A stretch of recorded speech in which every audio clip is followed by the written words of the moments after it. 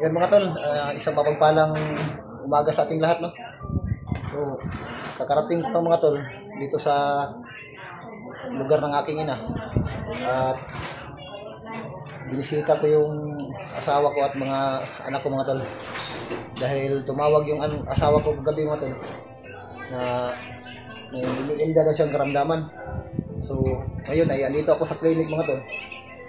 Pinuntahan ko yung asawa ko dito. Dahil yun nga, may naramdaman daw siya na sakit doon sa kanyang tiyan. At yung ano din niya, pinapatanggal din niya yung implant niya mga tol. Dahil yun nga, expire na. So lampas na ng isang taon bago natanggal yung implant. Dahil yun nga, sa kalagayan natin ngayon, medyo gipit talaga tayo sa pera mga tol. So, nandito kami ngayon sa loob ng clinic. So, actually mga tol ay kakarating ko lang po. So, nandito po sa loob yung asawa ko mga tol para tanggalin yung nilagay na implant doon sa kanyang kaliwang bahagi ng kanyang braso. Yung sakto naman mga tol ay wala akong trabaho ngayon. Hindi ko ngayon mga tol. At tumawag kagabi yung asawa ko, mga banda alas 7 ng gabi.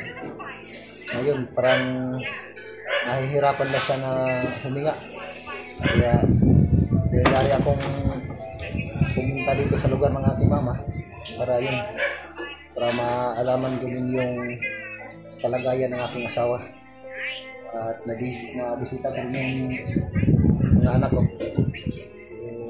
Yung asawa ko mga tol ay andito po sa loob ng kwartong ito para simulan yung pagtanggal ng kanyang implant po mga tol. So, magandang araw po sa inyo lahat. Naway huwag sana kayo magsawang sumuporta. At maraming salamat sa inyo mga tol sa patuloy niyo pong pagsubaybay sa aking mga videos. Kahit ganito lang yung mga videos ko sa ngayon, pansamantala. Dahil hindi pa talaga ako nakabalik doon sa kagubatan. At may mga nagmensahe din sa akin tungkol sa mga kasamahan ko mga tol.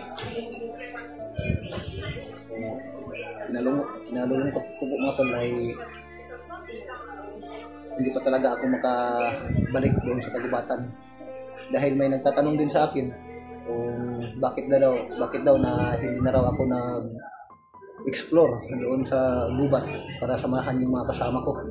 So, ulit-ulit ko pong pinapaliwanag sa aking mga videos na kailangan ko munang magtrabaho pansamantala dahil yun nga ay bago pa lang tayo sa YouTube, hindi pa tayo nakasahod.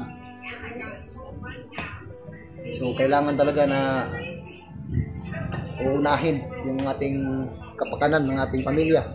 Dahil kung doon tayo parati sa kagubatan para mag-explore, so, kawawa yung mga bata, yung pamilya natin nasa mabigat na sitwasyon tayo doon sa kagubatan. Tapos yung pamilya natin dito sa baba ay naghihirap din. Kung naghihirap tayo doon sa kagubatan dahil sa mga pangyayari doon, lalong naghihirap din yung pamilya natin mga tol dahil sa financial assistance. So bago ako babalik doon sa kagubatan mga tol ay uunahin ko muna yung kapakanan ng ating mga anak.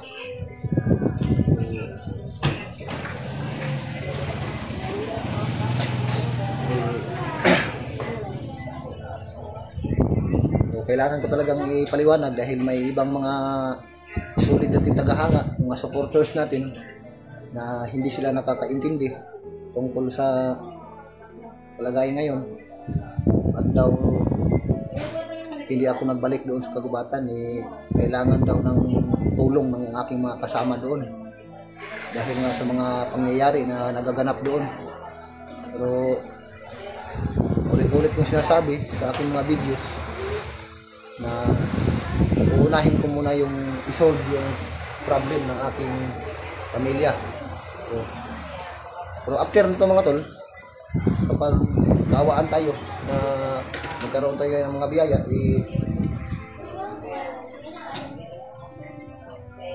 pansamantala lang man ito mga tol, na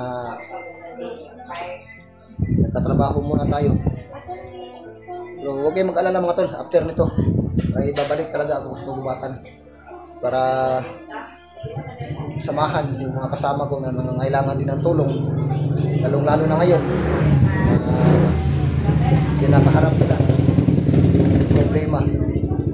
Dalawa na sila ngayon, si Dave at si AJ. Hindi ko na lang i-voice out yung mga nangyayari sa kanila. Tapos na, nandito na yung asawa ko mga tol. So, kumusta?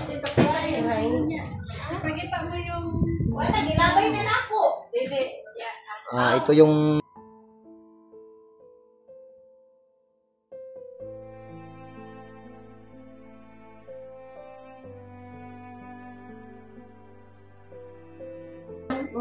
so may iniinda yun sa karamdaman.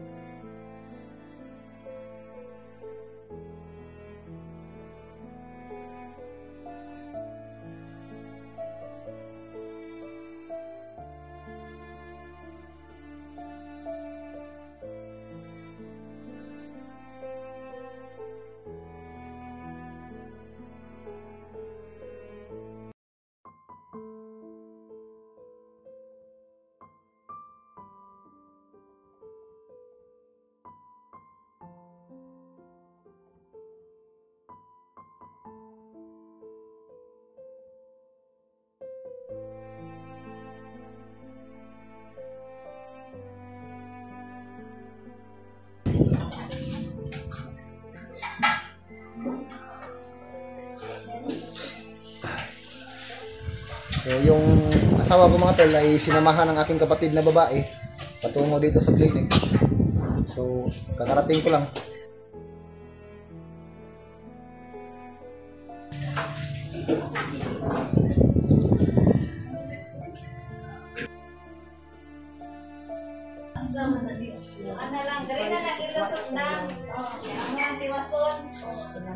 So, mga tol, uulitin ko mga tol, maraming salamat sa inyo. Naway huwag sana kayo magsawang sumuporta.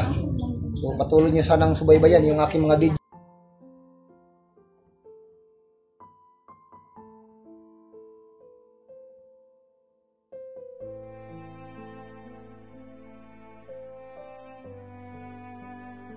Ilang taon na rin bago ako pasok dito sa klinikang ito mga tol. Yun nga, nung nagkakilala kami ng asawa ko, mga ilang taon na rin bago ako nakabalik dito sa aming lugar.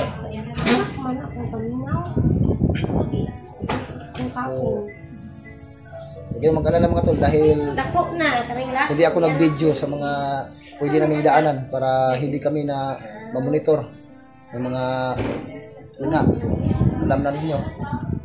So, minabuti ko na dito na lang sa loob ng videos mga tol, pero hindi ko na lang kinuna ng camera yung paligid. So, marami ng mga pangyayari na nagaganap sa mga kasama ko. Pero, yun nga, after nito mga tol, pagkatapos ng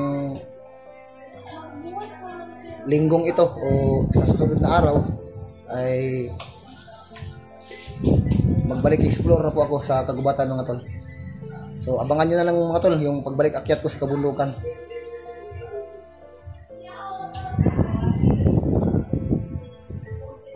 So abis ng init.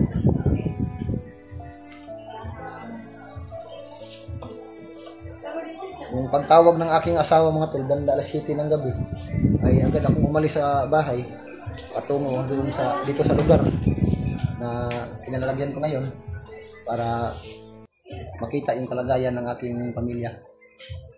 So nagbiyahe ako ng mga mahigit 4 na oras hanggat sa nakarating ako dito mga tol. So sobrang layo talaga mga tol. Almost 4 hours bago ako makarating sa lugar na ito mula doon sa aming tahanan. So napakalayo talaga mga tol. Buti na lang nakasakay ako kaagad ng bus patungo dito.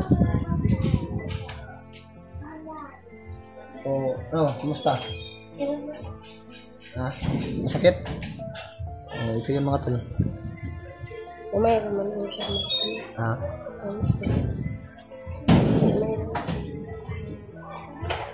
So, pinatanggal talaga namin mga tol. At yung sakto mga tol, nakasahod ako sa linggong ito. So, yung sahod ko ay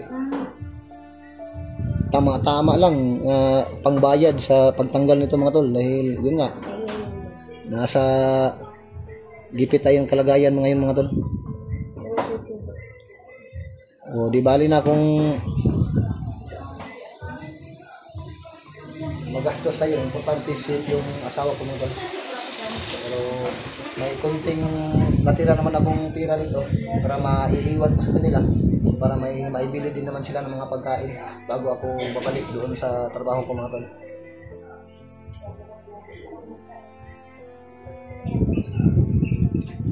Okay ka na?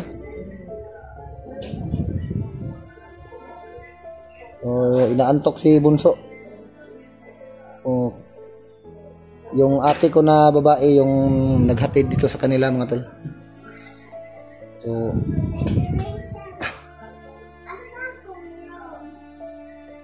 ano, hintayin lang muna natin si ate bago tayo aalis. Baka maghanap sa atin 'yon.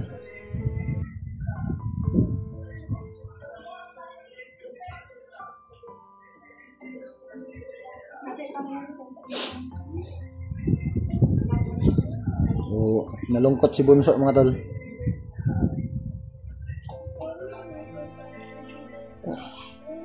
Oh, nayayay si mama oh.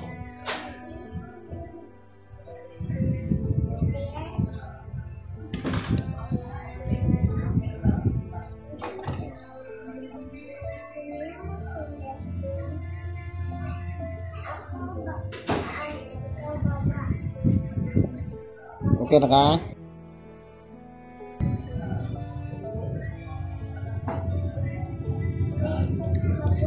Slip sa na diya sa kay hulaton lang ato si mama Bimbim ha, kasi yung ate ko mga tol, yung tawag niya sa kapatid ko na babae is mama.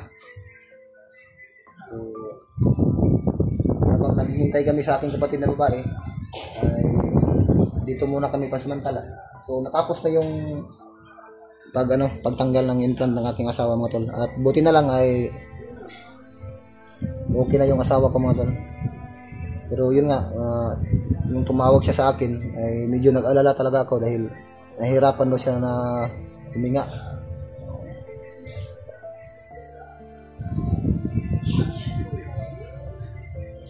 Huwag mo masyadong igalaw yung huwag mong pirsahin, baka magano.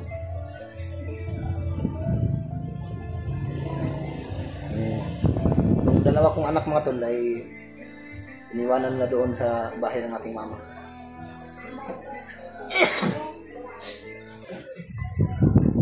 Buti na lang ay maganda yung weather ngayon mga tol. Hindi naman masyadong mainit. Kasi itong lugar namin mga tol ay napapaligiran talaga ng mga bundok, yung mga matataas na bundok mga tol. Kaya yung simoy ng hangin ay medyo maganda ha. Malamig din yung klima dito. Pero yun nga, dahil sa panahon natin ngayon, kahit nasa kabundukan, yung malapit na tayo sa kabundukan na talaga, ay yung panahon medyo may time talaga na mainit talaga mga tol.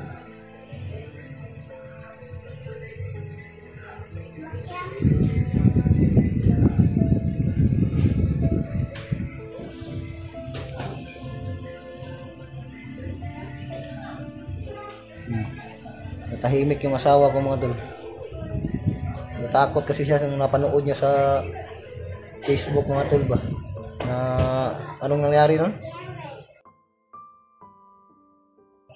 So, nahirapan sa paghinga. Buti na lang ay nakapag-survive ka pa. Kasi lampas ng 1 taon na yun, no? 1 year and a half. 1.5 So yun mga tol, maraming salamat sa inyo at God bless po sa inyong lahat. Ingat kayo.